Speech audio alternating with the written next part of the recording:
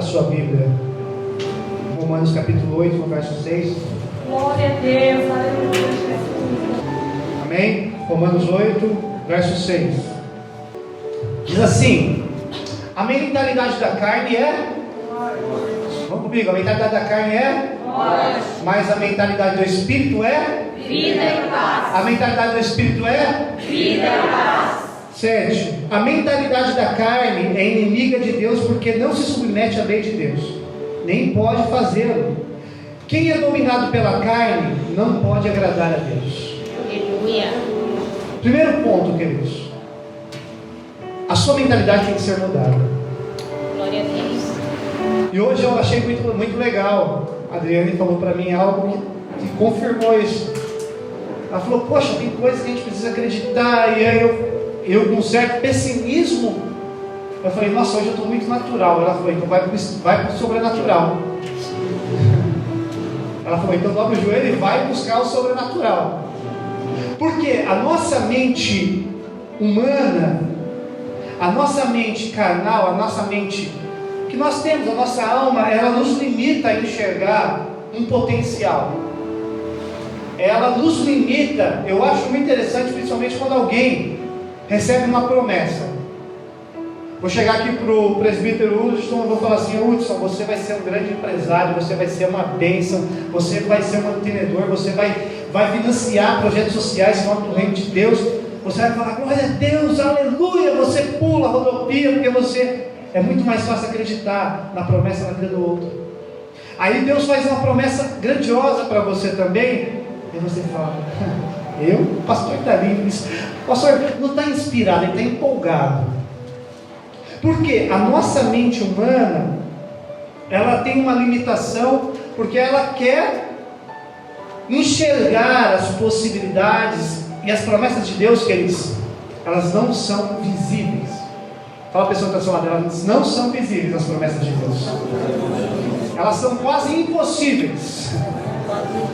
Ela só não é impossível, porque eu estou dizendo quase impossível, porque Deus disse. Aleluia. Se Deus disse, ela não é mais impossível de acontecer. Eu creio, em nome de Jesus. Para mim pode ser quase impossível de acontecer, mas se Deus disse, é possível. Então a nossa mente, ela é da carne, é morte. Ela sempre vai mirrar aquilo que é para ser promessa de Deus e que é para vivermos em plenitude o que Deus tem nos prometido. Eu não sei porque eu subo de blusa no culto, eu sempre esquento.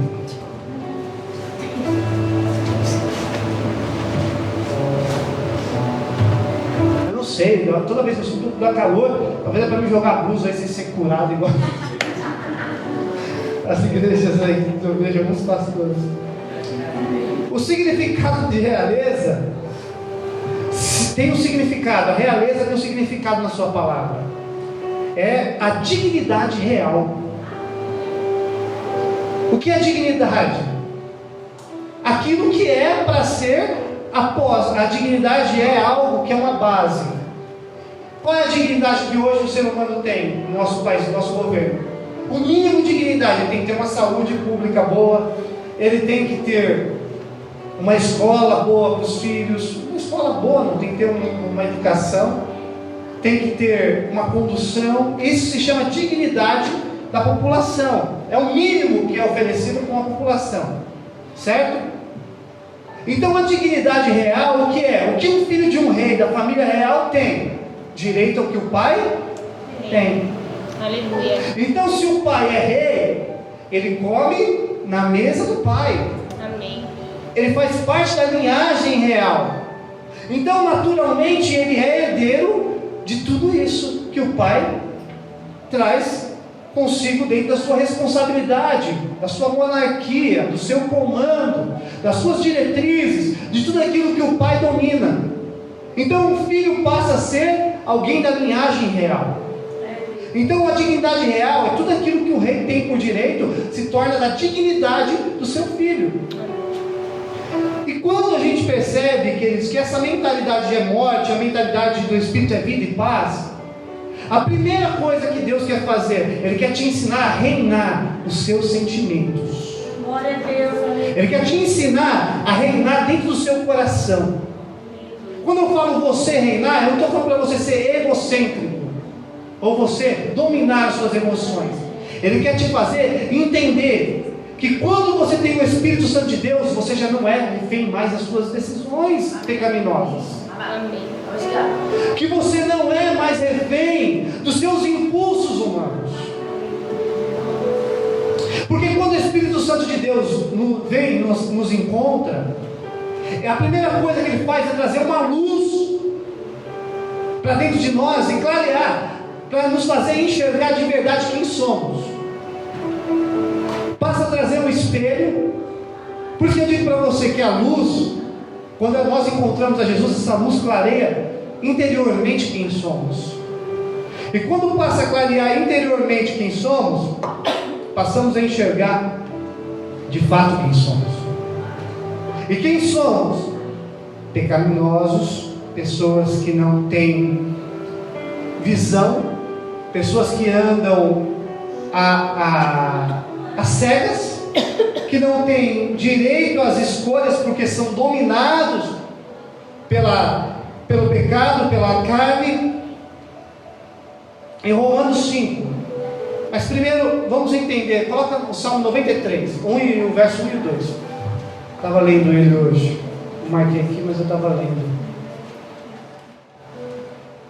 Olha o que o salmista vai dizer: o Senhor reina, vestiu-se de majestade vestiu-se o Senhor, e armou-se de poder. O mundo está firme e não se abalará.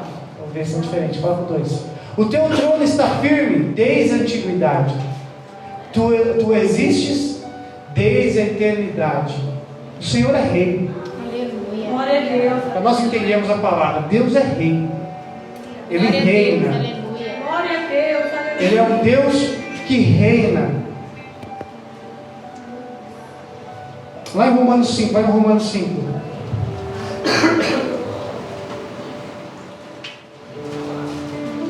Cinco 17.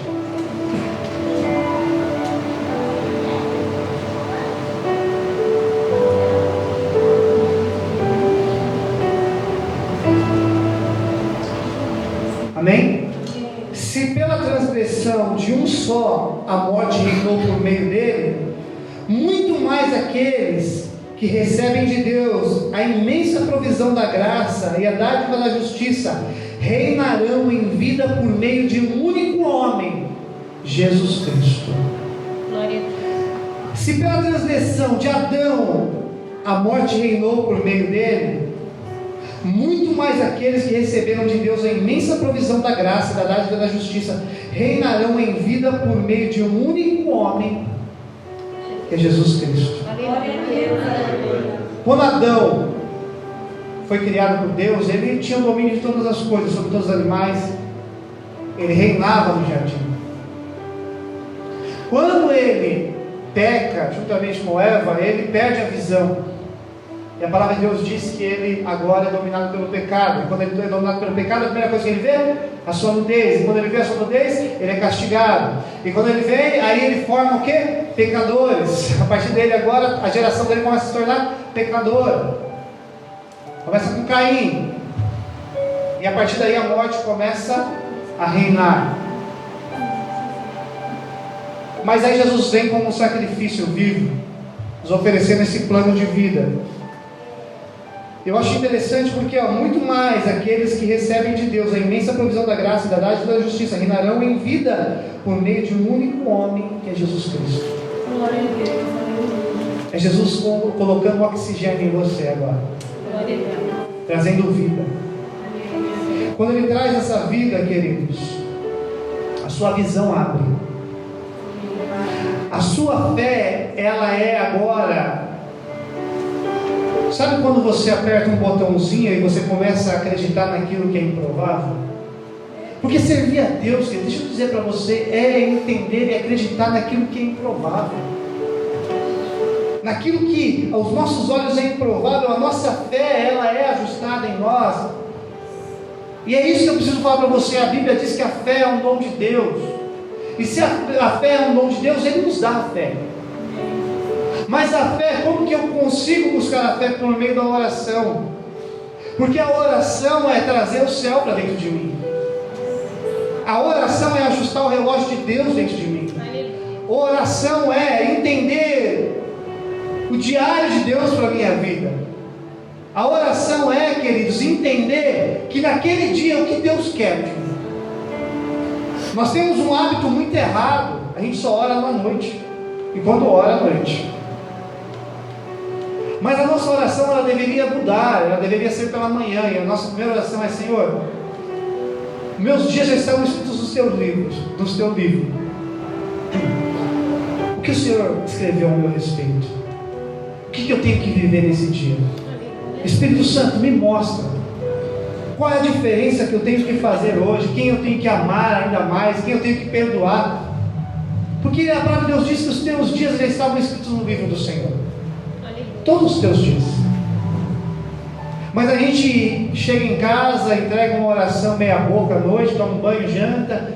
Aí nós dormimos 10 minutinhos orando lá: Senhor, obrigado por tudo, obrigado, Senhor. Eu já falei aqui que a minha oração, quando criança, que minha mãe ensinava a gente a orar, a minha oração, eu tinha que orar. Não importava o tempo, mas eu tinha que orar. A minha oração: Senhor, obrigado por tudo, abençoe todo mundo. A gente precisa entender e buscar a profundidade de quem é Deus, queridos. Do que Ele espera de cada um de nós. Ele não nos chamou para ser escravos e nem empregado. Porque empregado tem horário para entrar e tem horário para sair. Escravo, ele é ordenado e ele tem que ficar lá e acabou. Ele é dominado. Mas não, um filho não. Um filho tem direito de ter uma casa. O filho tem o direito de comer na mesa. O filho tem direito de ter aquilo que o pai ordena que ele tenha.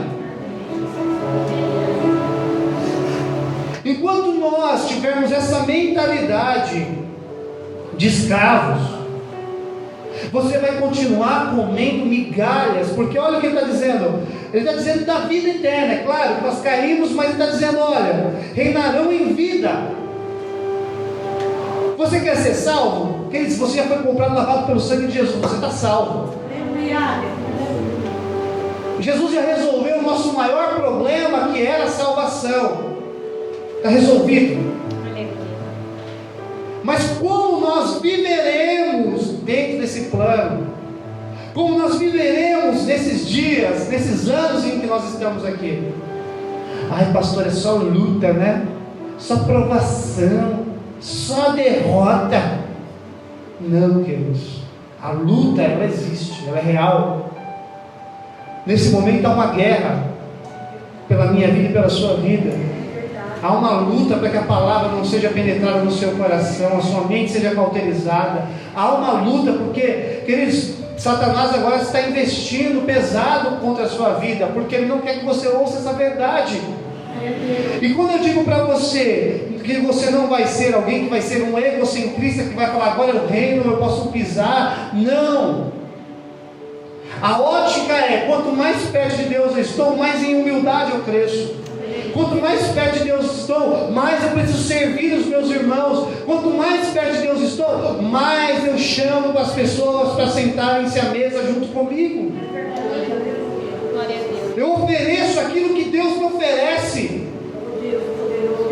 Porque o reino de Deus é de justiça. O reino de Deus é um reino de bondade, de misericórdia, de graça. E é isso que as pessoas não entendem, porque quando elas acreditam em que elas agora são filhas de Deus, agora elas têm autoridade, elas começam a olhar com um olhar diferente. Elas começam a trazer juízo. Elas começam a apontar para dizer e medir os pecados dos outros. Elas começam a olhar para as pessoas com um olhar de condenação, sendo, queridos, que quanto mais perto de Deus a gente está, mais olhar de misericórdia teremos. Precisamos ter. Romanos 8, 14, coloca para mim lá, por favor.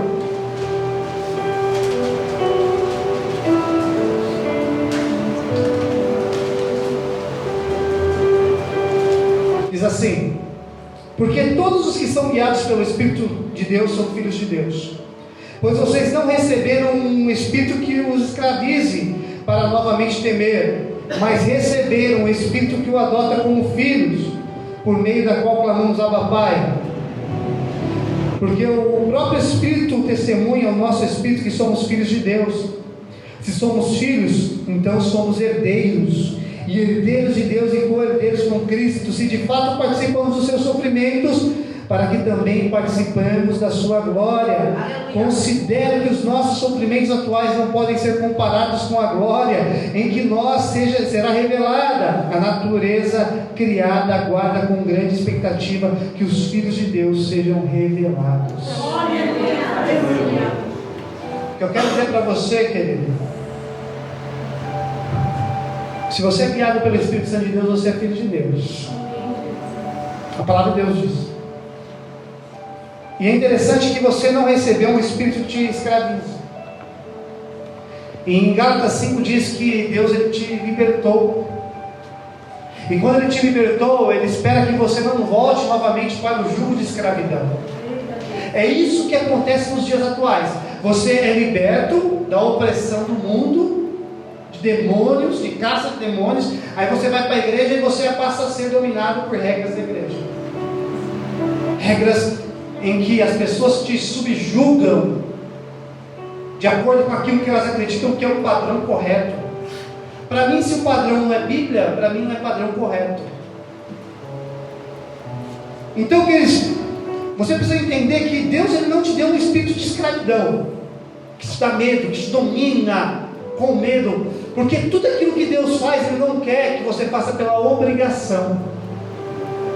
Pode perceber, se você falar aqui agora, eu vou sair da igreja e eu não quero saber mais de Deus, para mim Deus não existe, Deus não traz um raio na sua cabeça de juízo, porque Ele não quer que você esteja aqui pela obrigação. Quando você vem dizimar aqui, Deus não quer que você dizime pela obrigação. Mas quando você entende que Deus está te dando a oportunidade de trazer aqui no altar, é que você reconheça que até na sua saúde Ele está cuidando. Ah, mas é tão difícil o meu emprego. Mas não, você tem um ar que você respira, você tem saúde, tem um prato de comida na sua mesa. É o próprio Deus cuidando. Então você não é mais escravo, mas você recebeu um Espírito que diz que você é filho de Deus, que você é filho. E além de ser filho, o próprio Espírito testemunha ao nosso Espírito que somos filhos de Deus. Ele testemunha, Ele está nos orientando, dizendo: olha, você é filho de Deus, você não precisa comer lavagem, você não precisa estar no pecado, você não precisa continuar levando a vida que você está levando, porque você é filho de Deus, e filho de Deus é príncipe, é separado, é escolhido, e não anda pelas migalhas. Aleluia, glória a Deus. O que é migalha? Migalha, queridos, é você aceitar qualquer coisa na sua vida. Porque quando você diz que é o diabo, e você está vivendo, e você não se levanta na autoridade, você está aceitando. É verdade. Ou se você diz que é Deus que está fazendo isso na sua vida, pergunte para Deus o porquê e o que você precisa aprender. Aleluia. Porque a luta, ela é uma luta, tem que ser didática na vida do cristão. Se você não aprender na sua luta ou na sua prova, queridos, você não sai dela. A cada dia do povo lá no deserto foi um ano, mas o povo continuava batendo a cabeça. Se eles tivessem entendido no primeiro ano, eles tinham diminuído 39 anos do tour pelo deserto, porque as coisas de Deus são didáticas.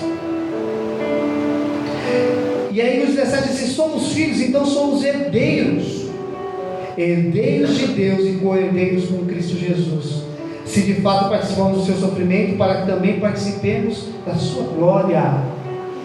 O próprio apóstolo Paulo está dizendo: se nós somos filhos, então somos herdeiros. O que é herdeiro? Recebe aquilo que é direito Na terra, para você ser herdeiro, só existem duas condições: se o pai ou aquele que vai deixar a herança para você morrer, ou se ele, em vida, fizer um testamento já passando, ou uma documentação autorizando você agora a ser responsável pelos seus bens, em juízo. E quando ele está dizendo isso, Jesus, ele veio primeiro, ele passou todos os preços, ele reinou em glória também, e ele está dizendo: olha, vocês são herdeiros de Deus, e co-herdeiros com Cristo Jesus. Se nós somos herdeiros, está dizendo: olha, vocês são co-herdeiros. Co-herdeiros quer dizer, vocês são juntamente herdeiros com Cristo Jesus. Passamos a ter direito daquilo que Jesus tinha direito. Nós temos o direito que o céu tem para derramar sobre os filhos de Deus. Sobre aquilo que vinha sobre Jesus, nós temos direito que venha sobre nós. É a própria palavra de Deus, não é uma palavra de triunfalismo. É essa posse que nós devemos tomar, queridos. Quando você entende que você agora faz parte de uma família real, que você entende que você é filho de Deus, a sua consciência tem que ser mudada. Entender que o natural não pode ser maior do que o sobrenatural. E aonde o seu Pai reina? No céu.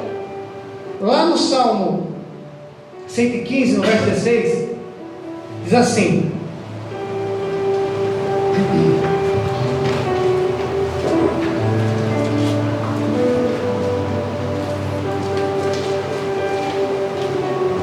os mais altos céus pertencem ao Senhor. Os mais altos céus pertencem ao Senhor, mas a terra Ele confiou ao homem. Os mais altos céus pertencem ao Senhor, mas a terra Ele confiou ao homem. Ele deu domínio da terra aos homens.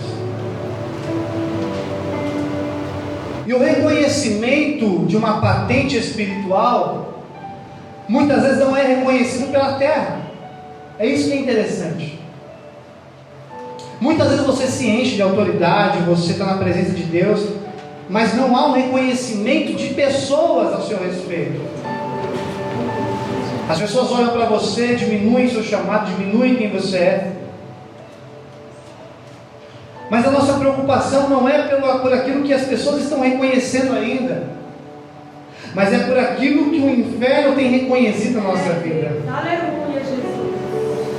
Glória a Deus. O inferno tem que olhar para mim e para você, olhar como uma grande ameaça. Aleluia. Ele precisa entender que o nosso olhar pela fé é um olhar de conquista. Glória a Deus, aleluia. Que é um olhar de avançar territórios.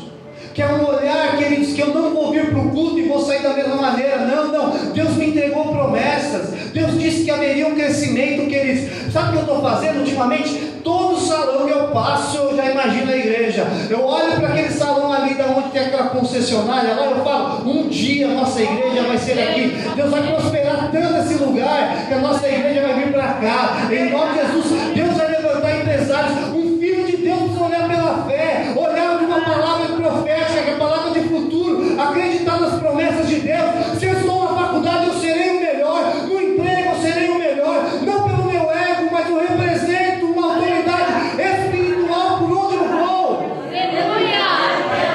Glória a Deus. Realiza. Aleluia. Se uma outra, olha, você passou por uma mente limitada que te escravizava, agora você não vai mais ser escravo. Aleluia. Você não vai ser um pedinte. Quando aquela mulher sirofenícia, ela está vindo atrás de Jesus, falando: Jesus, salva minha filha, salva minha filha, salva minha filha, ela está enferma.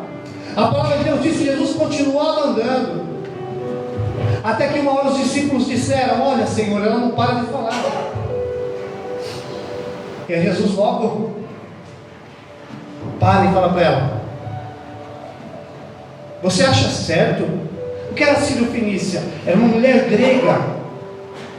O que Jesus estava querendo ensinar? Os gregos eram arrogantes, porque naquele momento os gregos estavam aprendendo, já sabiam um pouco mais anatomia, a medicina lá era um pouco mais avançada, os grandes pensadores eram gregos. Então, a arrogância daquele povo, dos gregos, era algo muito, muito notório. E o que Jesus queria ensinar? Jesus não foi arrogante com aquela mulher, mas foi um acesso de Deus para quebrar aquilo nela. Provavelmente era uma mulher arrogante, era uma mulher soberba, e a filha dela está possessa. E aí Jesus vai dar atenção para aquela mulher e fala assim: você acha lícito eu tirar dos filhos e dar aos cachorrinhos? Nossa, se Jesus falasse isso com você hoje aqui, hein? Que a gente está saindo aqui nervoso, né? Ai, o pastor está pregando, está me chamando de cachorro. É o próprio Jesus que disse, chamou ela de cachorro. Você acha lícito eu tirar da mesa dos filhos e aquela mulher vai, sabe o que ela conseguiu naquele momento? Alcançar um nível de humildade. Ela desceu, apertou o botão de humildade, e ela fala para Jesus: mas até os cachorrinhos comem da migalha do seu Senhor, que caem da mesa do seu Senhor. Ela falou daquele tom, na humildade. Jesus falou: uau, seja livre, seja salva, seja transformada, seja curada. Mas eu entendo que enquanto eu estiver comendo migalhas, aquilo que eu recebo muitas vezes só aqui no culto, sabe? Ai, eu recebi uma promessa, amém, né? Ai, Deus falou que vai prosperar, amém, né? As migalhas vão te saciar por um período. Mas se para migalha, quem recebe de migalha já recebe provisão, eu quero sentar na mesa, queridos. Eu quero estar na mesa. Sabe o que acontece? Multidão espera só milagre e provisão momentânea. Verdade. Filho volta para casa e senta na mesa. Aleluia. Glória a Deus. Filho de Deus não vive só de provisão espaçada. Hoje eu recebo, amanhã, depois de amanhã eu recebo. Isso não. Eu quero fluir no sobrenatural. Eu quero que a minha mente seja mudada. Eu quero ver milagres. Eu quero que Deus responda as minhas orações.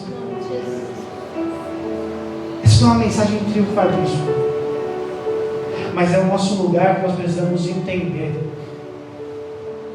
Que eu não vou olhar para você porque Deus está fazendo a minha vida, não, mas nós vamos dar um acesso um para os outros aqui. Nós precisamos disso.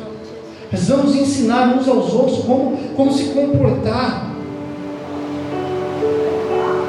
E aí diz assim no 19, lá em Romanos 8: a natureza criada aguarda com grande expectativa que os filhos de Deus sejam revelados. Quem é filho de Deus aqui? Amém. Por que você não está revelando a natureza de Deus dentro de você? Por que você não está mostrando quem é Deus na sua vida? Quem é o seu Pai? Quem aqui já foi criança e teve seu pai perto? Você vê que seu pai é o seu grande herói, não é? Para mim, quando eu era criança, meu pai era um homem poderoso. Meu pai era um cara. Por quê? Porque a proximidade com o pai te dá essa visão de quem é Deus. Você precisa entender, queridos, e tomar posse disso, que você não precisa que o pastor fique orando na sua vida para que você destrave em áreas da sua vida. Aleluia. O pastor tem que orar no meu casamento porque a luta está grande. Não, você precisa sentar com a sua esposa e orar com ela. Aleluia. Ai, pastor, a porta de emprego não abre. Faz um voto com Deus, arrebenta aí. Glória a Deus. Seu posicionamento precisa ser diferente. Amém. Deus falou muito comigo. A igreja vai se preparar no jejum, vai se preparar na oração, e nós vamos andar nesse bairro aqui. E vamos declarar, vamos firmar as estacas. A igreja não pode se acomodar. A igreja não tem que ver a criminalidade aumentando, os pontos de droga, jovens morrendo. Não, nós vamos avançar. Vamos avançar, nós vamos ganhar pessoas para Jesus. Mas a nossa mentalidade tem que ser diferente. Coloca Romanos 8, 29 para mim.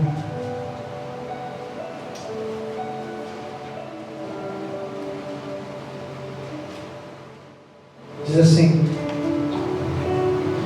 pois aqueles que de antemão conheceu também o predestinou para serem conformes à imagem de seu Filho, a fim que ele seja primogênito entre muitos irmãos.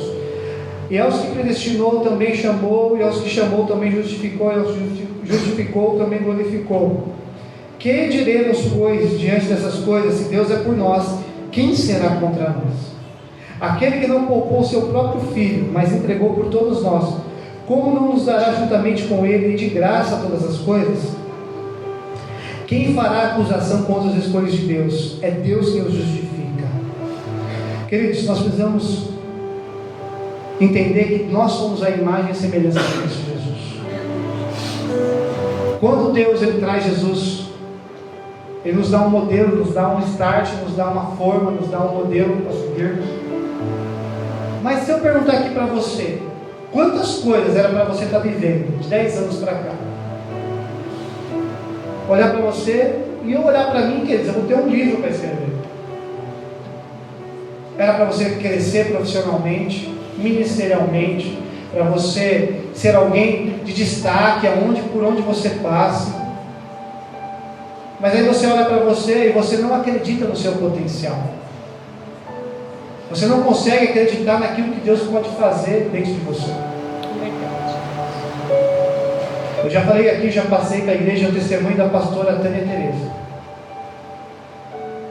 Aquela mulher, ela pegava lixo na sua infância. Ela foi abusada sexualmente com 9 anos de idade. O pai era um homem promíscuo que vivia no prostíbulos. A mãe era uma drogada. E Deus mudou a sorte daquela mulher. E ela se tornou uma juíza no Rio de Janeiro, uma juíza da Vara do Trabalho, era desembargadora da segunda instância. Como alguém pode sair de um lixão e se tornar juiz? Quando a nossa mente ela é transformada, queridos. Não há limites para onde Deus possa nos levar. Não há limites. Eu já recebi promessas de que nós iríamos pastorear uma grande multidão. E eu estava em dúvida, eu ia começar uma faculdade de administração. E aí eu falei, mas se Deus está me chamando para ser pastor de multidão, eu vou fazer uma coisa que é em prol do reino. Não que eu não possa fazer uma faculdade de administração, mas nesse momento eu preciso priorizar aquilo que a promessa de Deus está apontando. A promessa de Deus ela é uma flecha ou uma seta indicando para onde você deve ir. E se você não tiver uma mente transformada, você vai parar no primeiro desafio. Você vai abrir a sua boca e vai dizer, Deus errou comigo. Entrar pelo caminho da promessa é um caminho estreito, é um caminho árduo, é um caminho difícil. Mas queridos, só vai viver o extraordinário e só vai romper as promessas de Deus quem entrar por esse caminho. É entregar a sua vida literalmente e entender, queridos, que você é um filho de Deus e você é de uma família real. Porque o rei, ele vai passar toda a autoridade para o filho, se for na velhice, ou se ele falecer. Mas se ele não tiver apto, ele já pode passar o seu reinado para o filho. O diferente no nosso caso como igreja, é que Deus ele anda conosco. Glória a Deus. Eu não sei você, mas eu tenho orado nesses dias porque o inferno tem que respeitar sim a minha patente. Tem que respeitar. Porque eu não vou levantar da minha cama cedo apenas para ser o Douglas. Não. Eu vou levantar para ser o Douglas que o céu quer que eu seja. Aleluia. Qual é o seu potencial? O seu potencial não é o medo. O seu potencial não são as frustrações. O seu potencial não são as coisas ruins que aconteceram na sua vida. Mas quando você vem para Deus, o seu potencial passa a ser, queridos, os seus dons. O seu dom não é para diminuir. E nós temos que tomar cuidado. Porque tem gente que acha que tem dom de exortação. Eu tenho dom de exortação, pastor. Não, você tem um dom de ferir pessoas. Exortar para mim é outra coisa. Pastor, eu tenho o dom da revelação. Amém, você pode ter esses dons, queridos. Se os dons não primeiramente não mudarem quem você é. Eu sempre digo isso, se eu não tiver, eu tenho o dom do pastoreio. Se o pastoreio não for primeiramente na minha vida, na minha família, de nada serve. Se o meu dom de revelação não revelar primeiramente quem eu sou, de nada serve. Se o meu dom de exortação primeiro não me exorta, de nada serve, queridos. Porque nós somos muito bons de falar do pecado dos outros. Mas se eu chegar para você e falar assim, me conta os seus pecados, as suas dificuldades, você não tem coragem. Então por isso eu estou dizendo para você, filho do rei, tem uma consciência. Poxa, eu não mereço essa coroa. Eu não mereço essa patente. Mas ele está dizendo que eu sou filho dele. Aleluia. E eu vou dizer o contrário? Glória a Deus. É a mesma coisa da minha mãe chegar aqui e falar assim, nossa, você é meu filho. Eu não, mãe, você não é minha mãe. Não, eu sou, está aqui o DNA, olha aqui, ó. Está comprovando que eu sou sua mãe. Ah, não, mãe, não é. Ah, Sônia, não é. Não, a palavra dele está testando que ele está dizendo que ele é o nosso pai, queridos. A palavra dele está testando aqui, dizendo, olha, vocês são meus filhos. São meus filhos. Vocês são herdeiros juntamente com meu filho Jesus. É ele quem está dizendo. Glória a Deus. Aleluia. E você está dizendo ao contrário. Você não é escravo, e a palavra de Deus diz, ó, o escravo tem uma visão de uma vida de prisioneiro, que é mandado pelas vontades de outro, de quem não tem liberdade de ação. Como este poderá governar alguém? O escravo pode governar alguém? Pode, igreja? Porque ele é governado, ele é dominado. A mente dele nunca vai poder ser de um rei. Porque se o escravo sobe para o trono, mas você vai falar assim, e José? José foi preparado. Mas se José continuasse tendo uma mente de escravo, uma mente dominada como um prisioneiro, ele seria alguém de autoridade no reino espiritual? Nunca. É isso que eu quero dizer para você. Se você continuar com a mente de escravo, você nunca vai poder governar. E quando eu estou falando de governo, eu estou falando sobre a sua família, sobre o seu chamado, sobre o trabalho, sobre os filhos, sobre o casamento. Esses lugares têm que ter estabilidade. Sua vida espiritual. A minha vida espiritual precisa ser governada. Um príncipe tem visão de reino, porque um príncipe ele é preparado a vida inteira para assumir um lugar de governo. Glória a Deus. Um príncipe conhece a cultura do seu reino. E quando ele vai governar, ele já sabe o que ele tem que fazer. Ele conhece as dificuldades, ele sabe aonde o povo está sofrendo, ele sabe o que pode ser melhorado, ele sabe quem é o general do exército, ele sabe como dar um comando, ele sabe como trazer os seus súditos para perto, porque ele estuda a cultura do seu reino. Como nós cristãos não conhecemos a cultura do reino de Deus? O próprio Jesus disse que ele nos daria autoridade para pisar em serpentes e escorpiões, para resistirmos ao diabo. Ser da realeza é entender quem você é de fato. Porque você vai entender quem reina.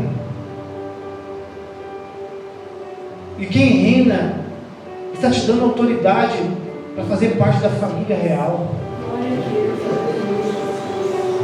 A palavra de Deus diz que Ele dá ordem aos seus anjos ao nosso respeito, para nós sermos servidos, para sermos livrados. É maravilhoso quando Jesus ele vai lá e resiste tudo aquilo que o diabo propõe para ele no deserto. Os anjos depois vêm e servem.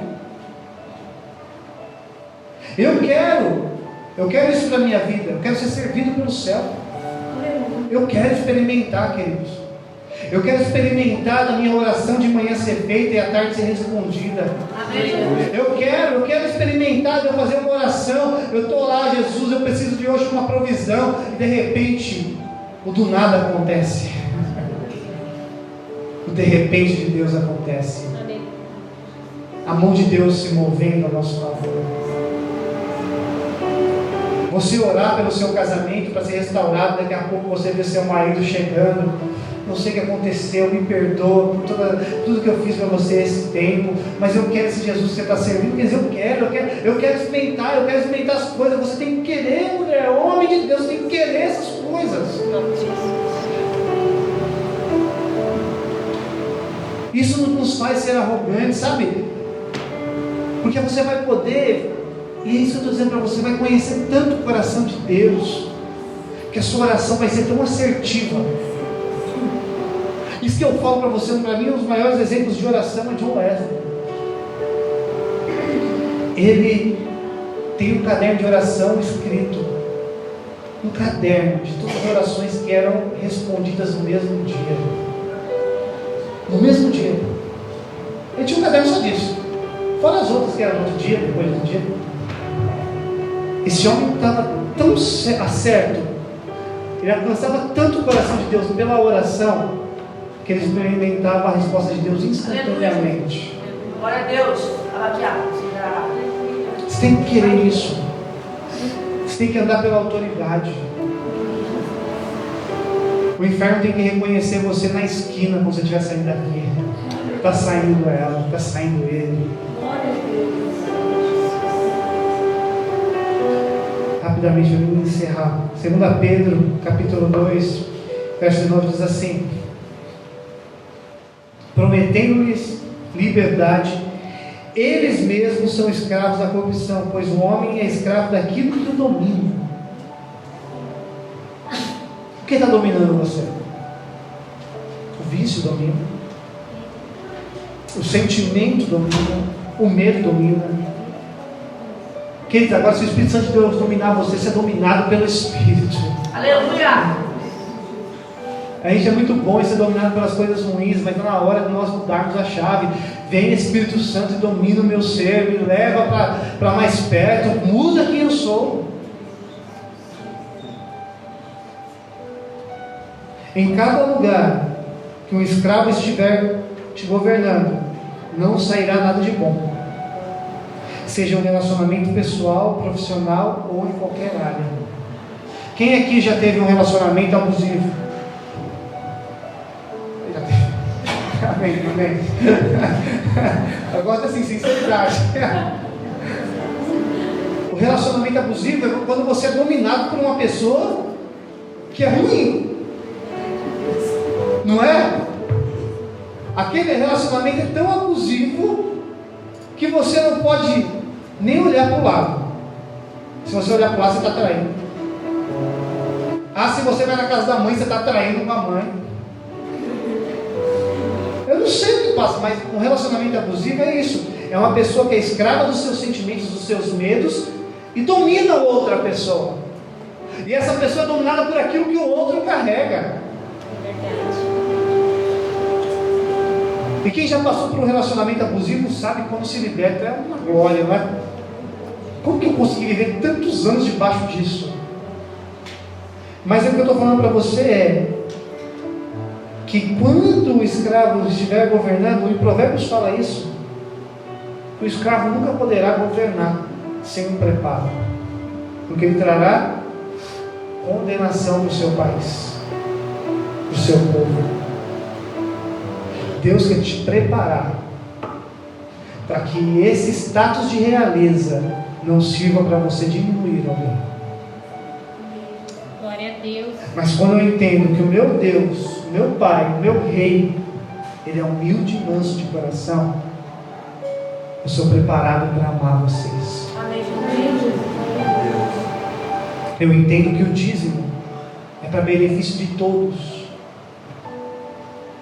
Eu entendo que a liderança não é para mostrar o cargo de grandeza, mas é uma autoridade a ser respeitada. Que os meus pastores não são os meus empregados, mas são pessoas que Deus confiou para me direcionar ao rumo do céu. Então, quando eu olho com o espírito de realeza, segundo o que Deus tem para mim, eu não olho para a igreja como um número, mas eu olho como um exército sendo preparado para avançar. Então nós estamos juntos. Deixa eu dizer para você uma coisa que eu marquei hoje, achei muito interessante. Uma coisa é sair do Egito, outra coisa é ir para Canaã. Verdade. Uma coisa é ser salvo, outra coisa é desfrutar da salvação. Glória a Deus. Ser salvo, queridos, nós estamos aqui, nós estamos ouvindo uma palavra, você aceitou Jesus, você está salvo. Agora, o que eu vivo nessa terra? Será que Deus só tem derrota para nós? Será que Deus tem cabeças assim, a cabeça baixa, com a boquinha para baixo, de mojo? Não, queridos. Deus traz um espírito para dentro de nós, de retidão, de força, de autoridade. E o diabo já não brinca mais com a nossa família. O diabo já não nos humilha pela nossa condição, pelos nossos status sociais. Aquele que governa tem o poder, é autoridade reconhecida por onde passa. Pode até não ser respeitado por todas as pessoas, mas o mundo espiritual reconhece de longe o poder de um filho de Deus. Você vai chegar na sua casa hoje com a sua coroa de filho de Deus. Você vai chegar hoje na sua casa com autoridade, dizendo: olha, Satanás, você brincou até agora. Quem já viu aquele filme Quarto de Guerra? Você brincou até hoje aqui dentro da minha casa. Você trouxe enfermidade, você trouxe destruição, até hoje. Só que você vai pegar toda a sua bagagem, em nome de Jesus, e você vai sair daqui agora. Glória a Deus. Em nome de Jesus. Deus está levantando um povo que entende o que é ser da família real. E a palavra real vem de verdade. Real, verdade. Você não vai ser apenas crente de status.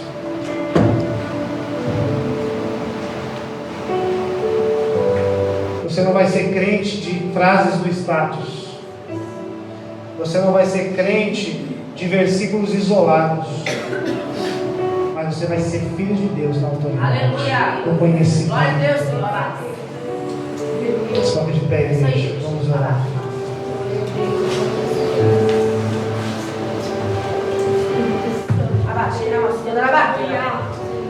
Apaga as luzes.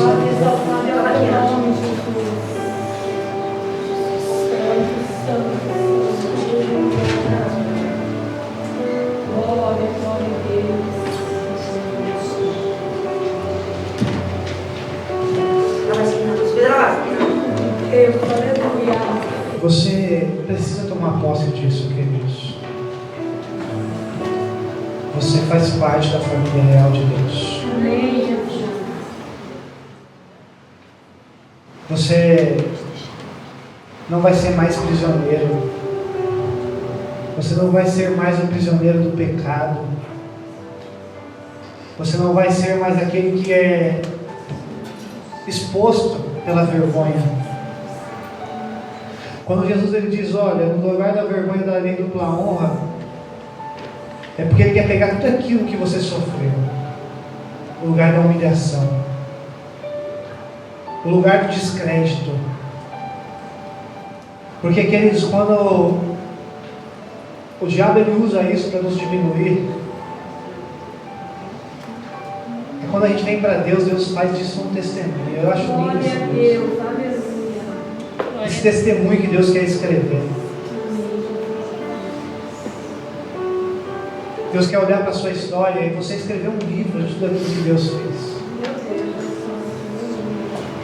Deus quer que você conte mesmo o que Deus tem feito na sua vida.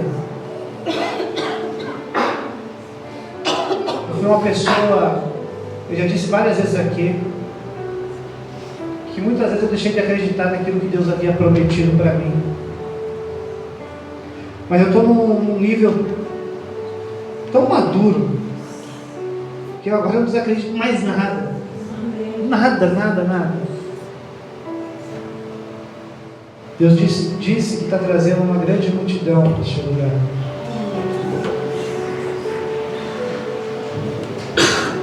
Nós precisamos tomar posse disso, queridos. Isso não tem nada a ver comigo. Isso não tem nada a ver com a pastora. Isso tem a ver com o que Deus está fazendo em nós. Sabe qual é o maior evangelismo? É a sua vida. É você quem traz. É você quem ganha. É você quem ora. É você quem declara sobre a vida de alguém que está aprisionado, liberdade no Espírito. É por isso, queridos, que você vai ler as histórias. Os reinos que eram mais atacados eram os reinos que tinham mais riquezas. O inferno está lutando para guerrear contra a sua vida, para te diminuir, para te destruir, para te afastar de Deus, porque ele sabe que na hora que você entrar e começar a entender o reino de Deus, as coisas vão ser destravadas. Glória a Deus, Você vai chegar perto de pessoas, as pessoas ficarão possessas. Sabe por quê? Ele não vai resistir à autoridade de Deus sobre você. Você vai chegar na sua casa, aquela pessoa com coração de pedra, Deus vai quebrar. Você vai botar a mão sobre a vida de alguém enfermo, a pessoa será curada pelo poder de Jesus, a autoridade. Quando Jesus disse, vocês farão obras maiores, Ele está dizendo, olha, quando vocês tiverem consciência de quem está fazendo vocês serem herdeiros, porque Jesus, ele realizou muitos milagres. A palavra de Deus diz que a sombra de Pedro curava, nem a sombra de Jesus curou, mas a sombra de Pedro curou. Sabe por quê? Porque quando eu entro no reino de Deus, Ele está me dando autoridade. Você lembra que ninguém chegava perto do Gadareno? Ninguém chegava. A palavra de Deus que uma grande tempestade se levantou no barco para que impedisse eles de chegarem. Mas ao chegar lá, Jesus chegou lá naquele lugar, rapidamente aquele demônio reconheceu a autoridade de Jesus.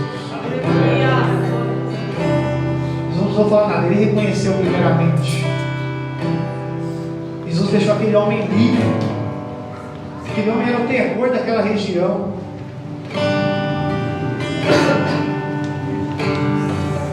É isso que Deus quer fazer no mundo espiritual nessa noite. De trazer essa autoridade. De você levantar as suas mãos para adorar, pessoas conseguirem querer ser quebrantadas.